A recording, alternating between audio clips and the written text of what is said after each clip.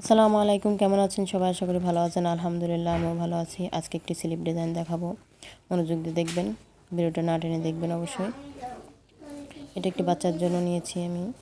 ফিতাটা নিয়েছি মাঝখানে রুলিংয়ের সাইডটা রেখে, রুলিংয়ের জন্য আমি 2 ইঞ্চি কাপড় নিয়েছি। 1/2 ইঞ্চি সেলাইয়ের জন্য রেখে দেবো। ডিজাইনটা 1/2 ইঞ্চি সেলাই বা করার জন্য কাপড়টা বাড়তি রেখে তারপর ডিজাইনটা ড্রয়িং করব। তো আমি যেভাবে করছি আপনি মনোযোগ দিয়ে দেখবেন। মাঝখানে বরাবর একটা দাগ দিয়ে তারপরে রাউন্ড শেপের ডিজাইনটা করে নিয়েছি। এখন আমি সেলাই করব। তারপরে উপরে যে কাপড়টা একটু বাড়তি রেখেছি ওখানে রুলিংটা করে নিলে ব্যাস হয়ে যাবে। সবাই মনোযোগ দিয়ে দেখবেন। ভিডিওটা দেখার জন্য সবাইকে ধন্যবাদ। ভিডিওটা ভালো লাগলে লাইক করবেন, কমেন্ট করে জানাবেন কেমন লাগলো। চ্যানেলটা সাবস্ক্রাইব করে পাশে থাকবেন। সবাই ভালো থাকবেন। আসসালামু আলাইকুম।